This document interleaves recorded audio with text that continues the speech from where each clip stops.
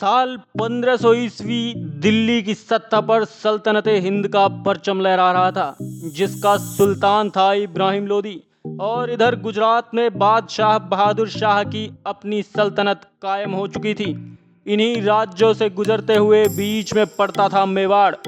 मेवाड़ हमेशा से दिल्ली की आंखों में चुभता था, क्योंकि दिल्ली के सुल्तान मेवाड़ के महायुद्ध विषम घाटी, पंचानन और राणा हमीर सिंह के सूर्य की आग में कई बार तप चुके थे। खैर, इस समय मेवाड़ में राणा रायमल का राज हुआ करता था, जिनके 3 पुत्र थे, कुंवर पृथ्वीराज, कुंवर जयमल और सबसे छोटा पुत्र राणा संग्राम सिंह। ये तीनों भाई एक रोज अपने गुरु के आश्रम जा रहे थे। गुरु बालक संग्राम सिंह के हाथ को देखकर बताते हैं कि तेरी तलवार से सल्तनतें कांपेगी, जहां तेरी ध्वजा लहराएगी वहां आसपास भी कोई शत्रु नहीं भटकेगा। नगर नगर में तेरी धाक कायम होगी। बहुत जल्द तू मेवाड़ का भावी सम्राट बनेगा। गुरु की इस भविष्यवाणी को सुन बड़े भाई कुंवर पृथ्वीराज ने कहा, ये सब मात्र बातें हैं, मेवाड़ का राणा तो बड़ा पुत्र ही बनेगा। इस पर कुंवर संग्राम सिंह ने कहा, भाई साहब, जिसकी ताकत उसकी सत्ता। संग्राम सिंह के ऐसे वचनों को सुनकर दोनों भाइयों का आपस में झगड़ा छिड़ गया। इसी लड़ाई में पृथ्वीराज ने बालक संग्राम सिंह की एक आंख फोड़ दी। इसी बात से नाराज बालक संग्राम सिंह रात के अंधेरे में मेवाड़ के किले से अजमेर निकल गए, जहां करमचंद पवार ने उनको आश्रय दिया। अजमेर में रहकर राणा ने कई युद्ध कलाओं में महारत हासिल की।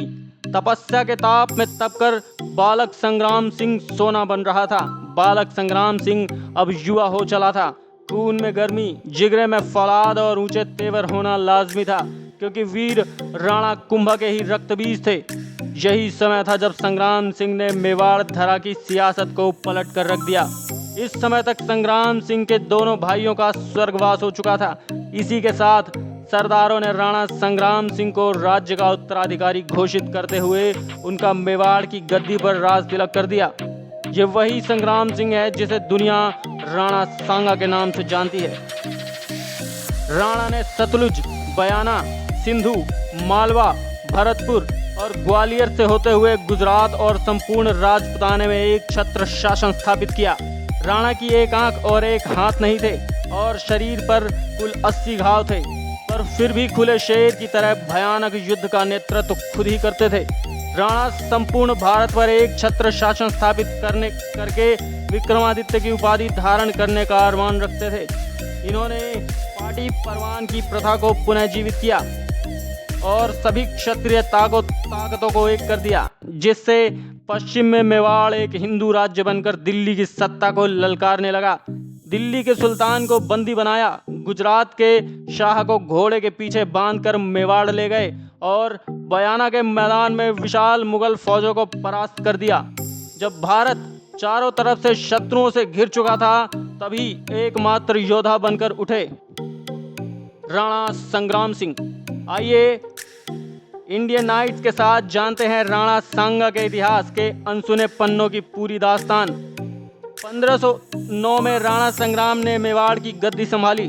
मेवाड़ में अपना गढ़ मजबूत करने के बाद राणा ने राजपुताने की सभी बड़ी रियासतों के साथ वैवाहिक संबंध स्थापित करने की शुरुआत की, जिसमें मारवाड़, बीकानेर, बूंदी, अमर, बगड़ में वैवाहिक संबंधों की स्थापना के साथ राणा ने कई ताकतों को एक साथ ला दिया और साथ ही करमचंद पवार को अजमेर का मुख्य सरदार घोषित करके अपनी सत्ता को राजपुताने के मुख्य द्वार तक मजबूत कर दिया। चारों दिशाओं में अपनी सत्ता मजबूत करने के बाद राणा ने ईडर प्रदेश पर हमला कर दिया, जहां का शासक राजा बरमल गुजरात के सुल्तान मोहम्मद शाह का पूरा समर्थन करता था।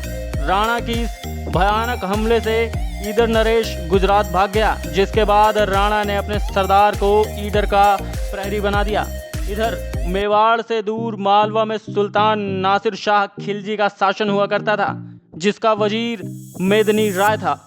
मेदिनी राय खिलजी की नीतियों के पूर्ण खिलाफ था और इन्हीं बातों से तंग आकर मेदिनी राय राणा सांगा के दरबार में जा पहुंचा, जहां राणा ने मेदिनी राय को गांगोरी और चंदेरी का प्रहरी बना दिया। अब आप देखिए, राणा ने बड़ी बड़ी रियासतों से रिश्ते कायम करके सभी बड़ी ताकतों को एक छत्र के नीचे ले आए और चारों तरफ अपने विश्वसनीय सरदारों को बिठा दिया।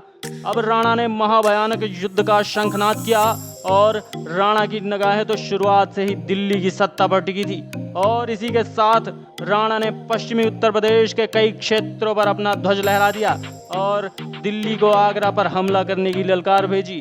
अब दिल्ली दूर नहीं थी। राणा की इस बढ़ती ताकत ने सबको हैरान कर दिया। इसी बढ़ती ताकत का जवाब देते हुए साल 1517 में दिल्ली के सुल्तान इब्राहिम लोदी ने तुरंत एक विशाल सेना के साथ मेवाड़ पर चढ़ाई कर दी। इस युद्ध में इब्राहिम लोदी की सेना को चारों तरफ से घेर लिया गया। इस युद्ध में राणा का एक हाथ कट गया और एक पैर पर तीर लगा, जिससे उन्होंने एक पैर खो दिया। इब्राहिम को कैद करके मेवाड़ दरबार ले जाया गया, जहां से हरजाना लेकर उसको छोड़ दिया गया।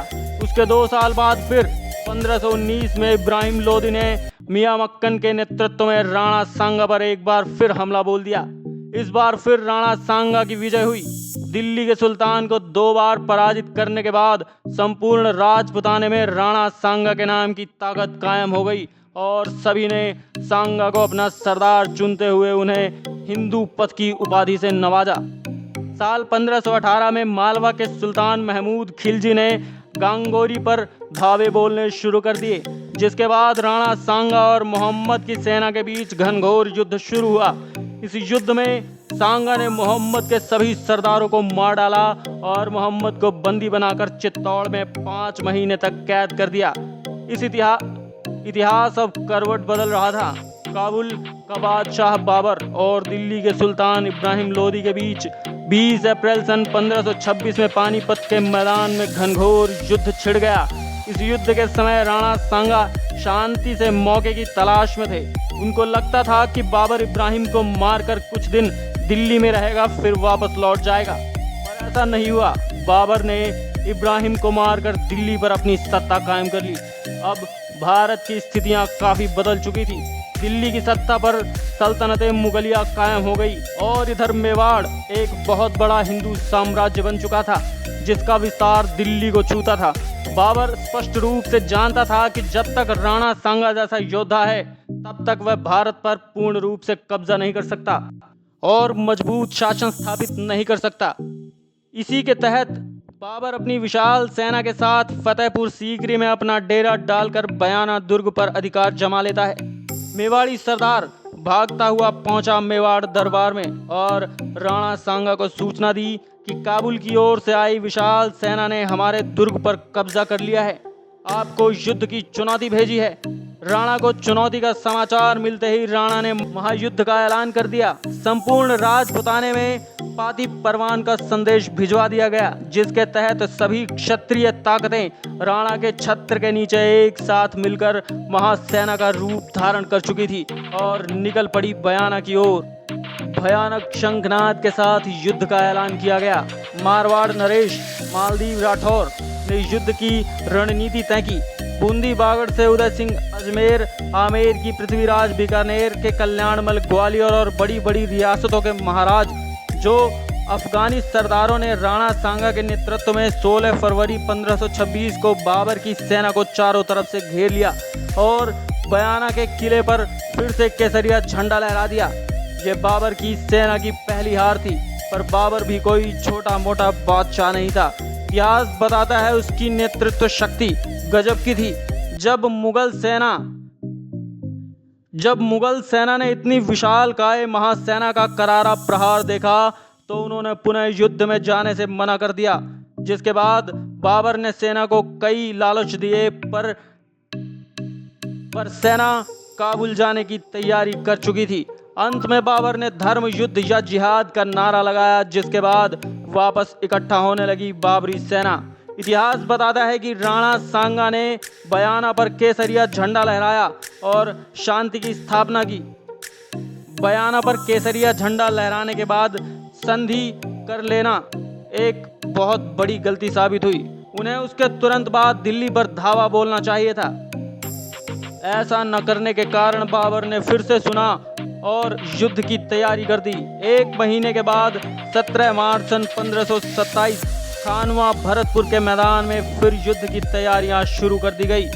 जब राणा के सरदार सर्दी सुरक्षा का पहरा लगा रही थी, तब उन्होंने राणा को समाचार भिजवाया कि हुकुम तैयार रहें, फिर एक बार युद्ध की तैयारियां चल रही हैं। इस बार फिर पादी परवान के साथ साथ एक महाविनाशनी सेना के साथ राणा सांगा और मुगल सेना में टकराव शुरू हुआ।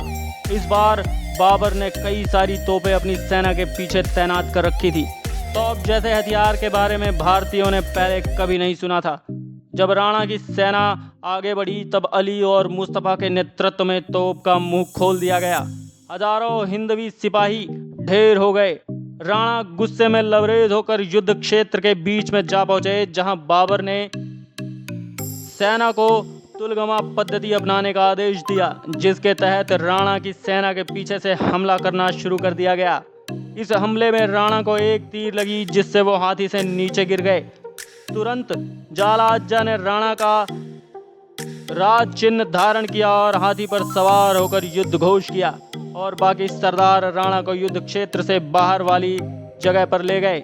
जहां राणा को वापस होश आने के बाद राणा ने कहा, जीत की बधाई हो, पर सरदारों ने कहा, हम अपनी धरा खो चुके हैं, हुकुम मेवाड़ प्रस्थान करने का आदेश सुनाएं।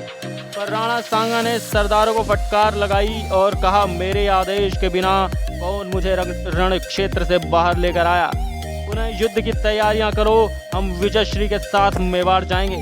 तभी राणा को संदेश मिला कि बाबर की सेना चंदेरी पर पुनः हमला करेगी। तो राणा के सरदारों ने कहा, तैयार हो जाओ और निकल पड़ो चंदेरी की ओर। जहां कालपी के मैदान में राणा सांगा ने अपना डेरा लगाया, वहीं कालपी के मैदानों में राणा सांगा का स्वर्गवास हो गया। कुछ लोगों का मानना है कि राणा सांगा के सरदारों ने ही उन्हें जहर दे दिया था, पर कुछ भी हो, राणा सांगा का संपूर्ण जीवन अखंड भारत के निर्माण में ही बीता। उन्होंने बाबर के युद्ध से पहले लगभग 18 युद्ध जीतकर अपनी सत्ता दिल्ली तक लेकर कायम की। इतिहास के पन्ने बताते हैं कि राणा सांगा एक बुद्धिमान, युद्ध प्रेमी और साम्राज्य विस्तार की सोच वाले एक महान योद्धा थे। अगर वो अपने सपनों में कामयाब हो जाते तो आज भारत की दशा और दिशा कुछ और ही होती। बाबर ने खुद बाबरनामा में लिखवाया कि राणा सांगा अपनी वीरता और तलवार के बल पर अत्यधिक शक्तिशाली हो गया था। वास्तव में उसका राज्य चित्तौड़ में था। मांडू के सुल्तानों के राज्य के पतन के कारण उन्होंने बहुत से स्थानों पर अधिकार जमा लिया। उसका मुल्क 10 करोड़ की आमदनी का था। उसकी सेना में 1 लाख सवार थे और उसके साथ साथ बड़े और छोटे 104 छोटे सरदार हमेशा तैयार रहते थे। उसके 3 उत्तराधिकारियों में से एक भी यदि वैसा होता तो मुगल राज्य हिंदुस्तान में कभी नहीं जम सकता था। नमन है उनकी वीरता को। उनकी वीरता के लिए 1 लाइक तो बनता है। इस वीडियो को अधिक से अधिक लोगों तक शेयर करें ताकि ये वीर गाथा भारत के हर युवा तक पहुंचे। धन्यवाद।